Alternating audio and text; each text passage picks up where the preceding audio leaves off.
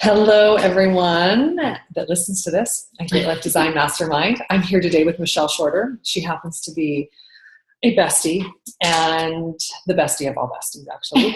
And she also has a lot of wise women knowledge, especially when it comes to our bodies and our fitness and our wellness.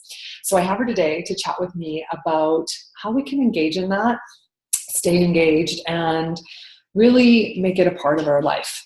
And from a place that's easy and fun, and we don't get caught up in the latest craze that happens to come across the Hollywood screen.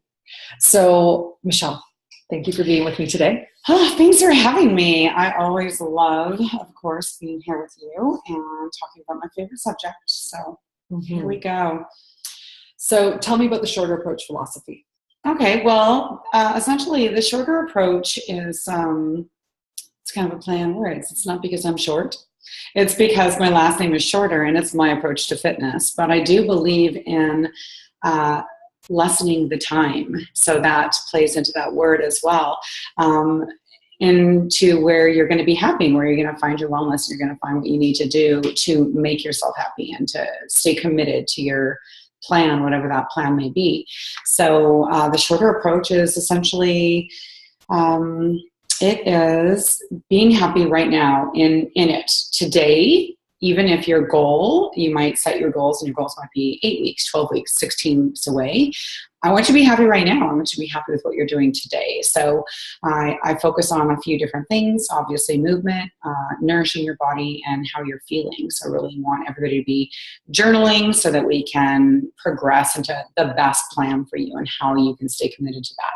So that is kind of the basis or the philosophy behind the shorter approach is that. And a little bit of happiness. A little bit of happiness. Yeah. So what I'm hearing in all that from my side of what I teach is being happy with what is so that we can change other things around us. Exactly. Mm-hmm. So that's your starting point. Absolutely. I mean, we have to be happy with what we're given right now. And there's a lot of gratitude to be had right now in every day that you live. And I think we get caught up in the last 10 pounds or getting into, the smaller size or whatever the case may be. I'm guilty of it. I've done it. This industry that I am in is insane. It really is.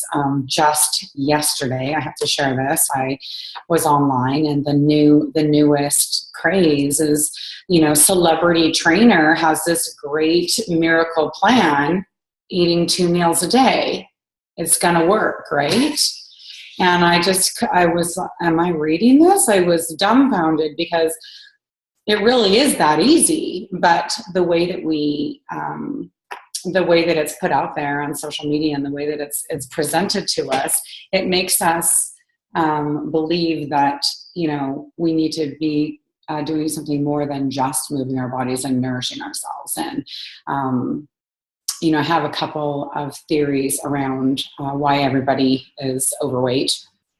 And they're not going to surprise you because you're smart women, and I know a lot of you. So I am in the mastermind group, so I do know most of you, and I know a lot of you are really smart ladies. I know a lot of you have a lot of background in the respect of moving your bodies, for sure. Fitness, we just had an amazing retreat, and you're smart ladies, so I want you to be able to put all this into play for your own life. Tell me about those theories. Okay, so number one, we eat too much, and that's kind of the bottom line. I mean, I think we're all even in my own nutritional guidelines that I have for almost everybody, and these nutritional guidelines go way, way back, as Sharice knows. And these are eating small meals throughout the day, right? So let's say I say to you, I used to say 5 to 6 meals a day. Now I usually say 4 to 5. Honestly, if I eat more than 4 times a day, that's plenty and maybe even too much for me. And I say I'm 5'4". I don't really believe it. I don't believe myself, so you shouldn't believe me. I'm probably 5'3" and a half. And so if I think about how the size that I want to be and how much I'm eating, I need to eat for the size that I want to be. And we're overeating in our society. We eat a lot. So if I say to somebody 4 to 6 small meals per day, I immediately get that, what am I going to snack on? What am I going to, what am I going to eat? So what I'm trying to help people understand is that every single meal is going to be the same size. So you're not going to, if I say all of a sudden on my plan, you're going to lose a bunch of weight and you're going to eat 4 to 6 meals, and then you're eating 5 meals a day, and you're like, okay, breakfast, lunch, dinner, snack, right? How many years have we been hearing this? But then breakfast, lunch, dinner are huge meals. So if you break those into half, then you've got 6 meals again. So you really need to take it back a notch and just recognize how much food is on your plate. And we eat for so many different reasons.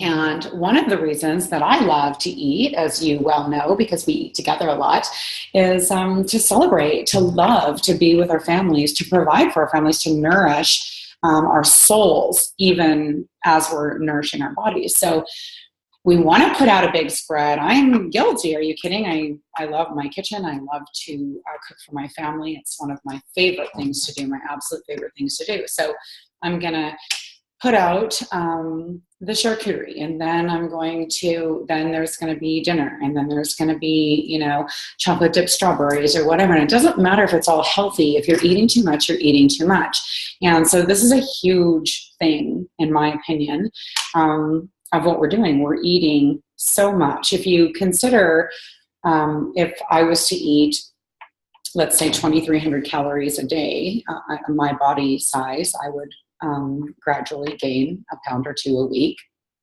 until I was overweight. And then I would immediately go into, freak out mode. Like, I'm going to go on a cleanse. I'm going to cleanse, and I'm only going to eat salad. And, and then we end up doing the up and down, up and down, up and down. So, how often have we just had charcuterie for dinner, right? Which is just essentially cutting up some cucumber, and for her some meat, for me some cheese, right? And we get a little bit of protein from some salmon chunks in there, and some tomatoes and a little bit of hummus. And honestly, that's enough. It's enough. It's enough calories to fill you up. So if you were to back that off and go, okay, I'm going to eat 4 times a day, and during those 4 times a day, I'm going to eat somewhere between 300 and 400 calories. And then, of course, you're going to have some kombucha. You might have some coffee in the morning. You might put some coconut oil, have a bulletproof coffee in the morning. That's going to add a couple calories. You might have a glass of wine at night. So we need to add up all of those things to recognize how much we're actually putting into our body. I am not a calorie counter, okay?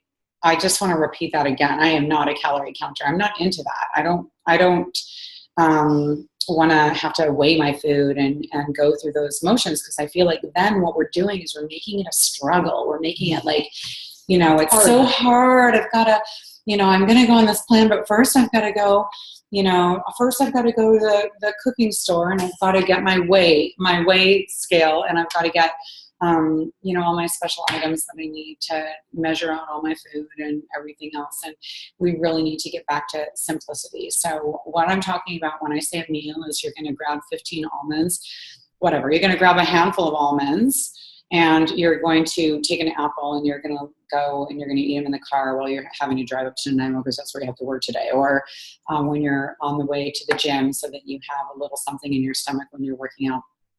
But we need to reduce the caloric intake. And I'm not talking about weighing food. I'm talking about using your eyeballs to your plate. Keeping it simple. And keeping it super simple. And easy. Yeah. It's an easy equation. How about some salmon chunks and some grapes? How about, 2 fish tacos? How about, you don't have to have rice and beans and corn and everything else on the side. 2 fish tacos. How about, just having if anyone who knows me, 3 eggs and a half avocado. It's what I eat honest to God, every single day of my life. I have that as one of my meals.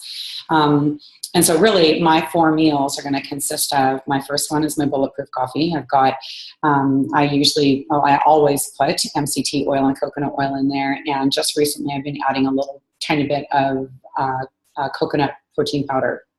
It's really low in sugar. It's just giving me a little bit of protein as I'm starting out my day, as I'm getting older, and we're all friends here. I'm through menopause, and most of you are probably going through something like that. Some sort of hormonal imbalance. I need a little bit more protein in the morning, and I haven't been getting that. So by the end of the day, I want to see a higher number of protein. So instead of having 2 meals, because this happens a lot too. I get people, well, I'm having a smoothie and I'm having some oatmeal with some eggs in it. And so by the time they have their smoothie with their yogurt and their banana and their protein powder and their berries, and they're going to maybe throw in some, acai and some greens and whatever else it is. Those are 3 meals. No offense, people, but this really is 3 meals. If you're starting your day with 750 calories, then there's just a little bit of an issue there. So anyway, so I started putting a little bit of protein powder in my Bulletproof coffee. So that's number 1. And honestly, the calories are pretty high on that because of the oils and the fat, which I'm huge on. So all of my meals have a lot of calories without being a lot of food. So I really do have to watch it. The next one that I have is always, so after I do that, I do my exercise, and I do my exercise, and then I'll do some sort of movement. And then the next meal, 3 eggs and a half avocado. Sometimes I eat the entire avocado. That's where I could back off on the portion sizes, right? So that would be the second meal. After that, sometime midday, I usually have some nuts or something in my car that I'll snack on. I'm slamming water the entire day.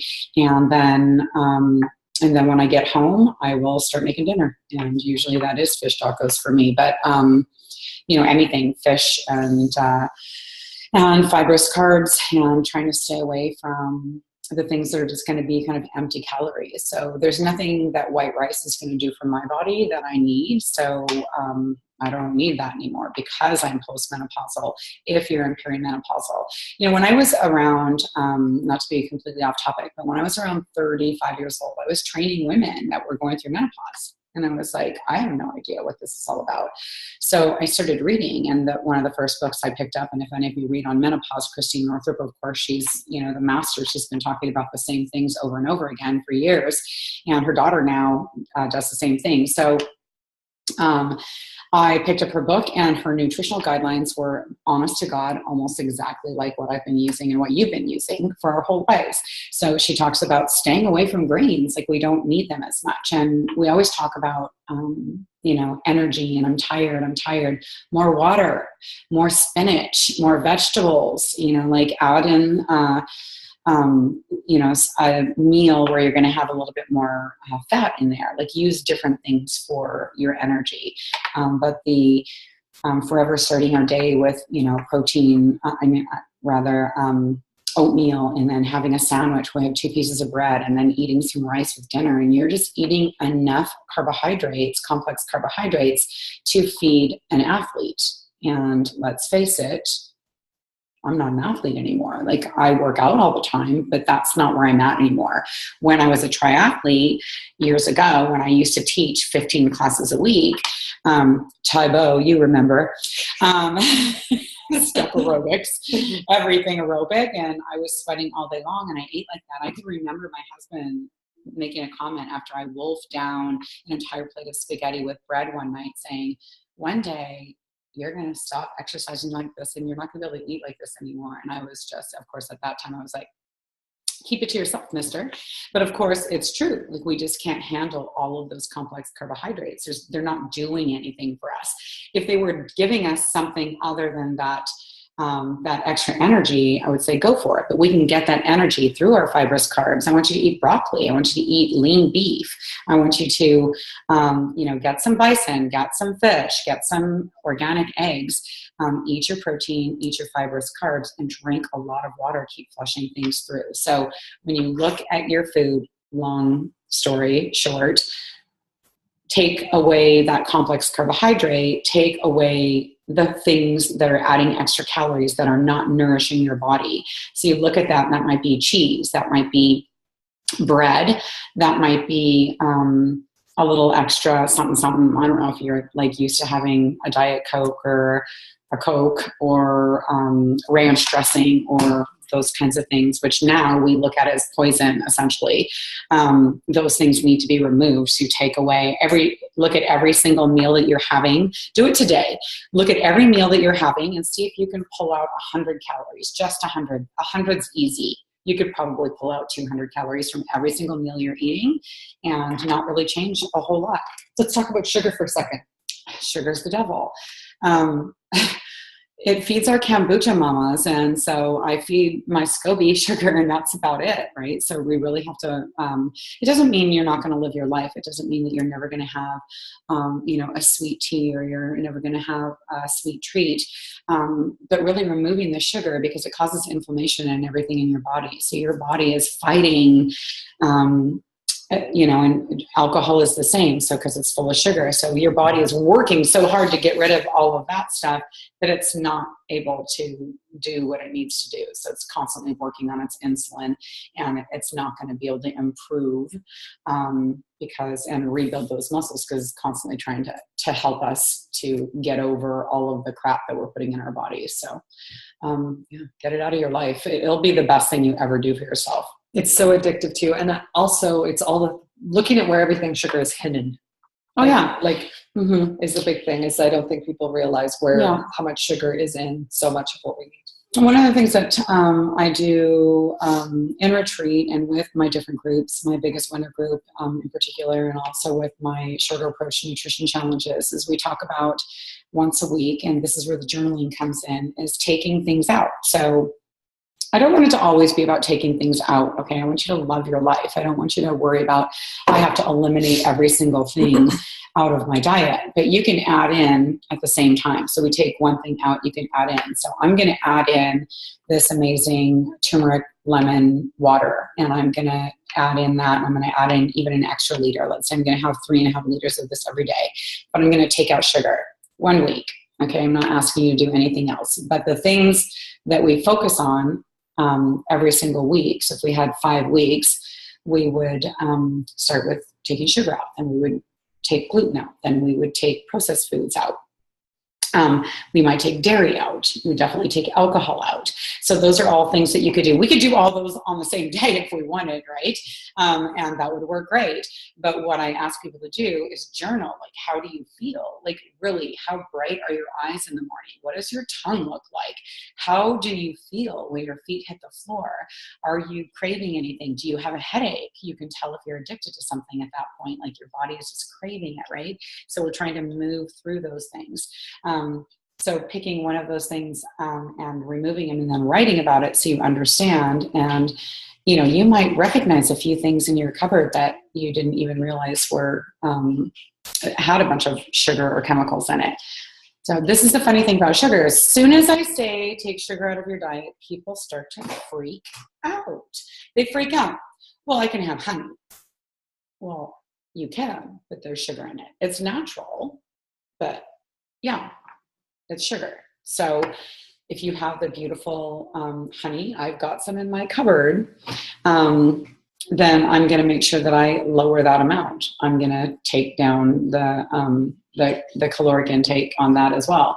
So then they'll be like, well, I could have maple syrup. Maple syrup is sugar, right? So can I have stevia? Well, stevia is an herb. So sure, you could have it.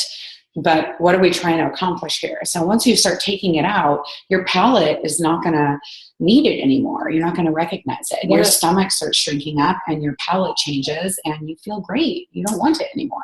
That's the thing with the artificial sweeteners, is they make you crave more sugar. Artificial sweeteners are, in my opinion, the worst. They make you crave it. Yeah. I've never understood the diet sort of thing ever in my life. And I'm just thankful for that. Mm-hmm. Let's talk about movement. Movement, my favorite. How do you feel when you don't move all day? I mean, it's pretty simple, right? You feel like crap. You need to move your body. We are mammals. We're meant to move, and to movers and shakers. We're meant to build. We're meant to run, we're meant to hunt, we're meant to do all these things. So we really need to move our bodies. We've come into this, we're like first world stuff, right? It's hysterical. And Charisse and I actually have this problem. We have to drive. It takes us so long to get to our yoga studio. It's ridiculous. Anyway, so these are first world problems. Like, move your butt, walk outside, run around the block, come back in, get on your yoga mat, and bust out 3 sun salutations first thing in the morning, do 100 sit-ups, bang out some jump squats. And, I always say that it takes us about, I used to use the number 12 all the time. And that number seems to be coming up a lot for me right now. So I'll tell you why in a second. So 12 minutes, say I'm just going to work out for 12 minutes. That's it. I don't have time for anything else. So you don't have to drive downtown. You don't have to go meet up with your workout partner. You don't have to get to the gym. Of course, I want you to do all those things because, I'm the gym owner. But if you give yourself 12 minutes, after 12 minutes, you might not want to stop. You might end up at 15, you might end up at 20, right? And I personally believe that you don't have to have a long workout. You just need to have a good workout, right? So maybe walking up a mountain with your dog is what you want for that day, and that feels really good. You break a sweat, you feel amazing when you're finished. You're getting fresh air, you're getting oxygen, and it makes your whole body feel good. There's a reason for all those things. So if you avoid those things and you move straight into your day, moving into your office, and I hope that all of you don't sit in the office all day, but I know that some of us do, right? Like sometimes that happens. I get stuck in my office all day and people wonder, how could she not have a workout in a day? But I do get stuck in my office. We all do. We have to make it a priority. Nobody else is going to make that a priority for you. So you have to move and you have to do what feels best for you, and you have to do it no matter what today. Mm-hmm. Awesome. Yeah. I like the idea too of it's what do you want to do? Mm-hmm. Are you going to hike up the mountain, do yoga, do what feels easy for you? Right. And it catches momentum, right? So you might think, I'm not feeling all that great today. But once your body starts moving, maybe you do feel okay. Maybe you could do side lunges instead of doing squats. Maybe you could do, some side leg lifts or there's a million exercises. We all know them. And I do my workout Wednesdays on my Shoulder Approach Facebook page every Wednesday, and it's all exercises that you can do with just body weight. So that's easy stuff. But once you get rolling, it's always good and it feels good. Mm-hmm. Mm-hmm. Okay, personal question. Okay. What are your non-negotiables? My non-negotiables, I work on my non-negotiables all the time, and sometimes I add a couple of things in there. I was just thinking today that I better put flossing on my non-negotiables for every day. So that's part of it, right? Your dental care is important to you, but everybody's got stuff that's important to them every day. And my list of things that I want to do in my day, my non-negotiables, it really starts with sharing love. I want to make sure that I've got, that I'm putting out that love, that I'm smiling, that I'm able to receive that love, compassion, kindness. Those things are non-negotiables to me. But the things that I do that I want to check off my list are I definitely am going to get outside every single day. Definitely going to get outside. I want to ground myself. I want to see the dirt or see the sand. I want to feel it. I want to sweat. And for me, that's a non-negotiable because it makes me feel good. I feel like I'm regenerating my whole entire body, all my cells, right? So that's super important to me. I also want to stretch every day because I know my body really needs it. I react really well to it. So my body feels good when I do it. I want to talk to my family. I want to text my kids. I want to call my mom. There's lots and lots of things that I want to do in a day. But for my body, the movement is definitely on there. So if I do a sweat and a stretch and I get outside, those things make me super happy. And then I want to move into the food. I want to move into I want to make sure I get my vegetables. I want to make sure I get the nourishment that I need. I want to make sure that I get all my water, that kind of thing. So yeah, those are my non-negotiables, and I really stick to them. Awesome. Mm-hmm. Okay, so we've heard lots about food, lots about movement, and is there anything else we need to tell them? I think we have all the steps. How do we move to... I want to talk about commitment just for a second. Yeah, talk about that. I want to talk about integrity, and I want to talk to you about your goals.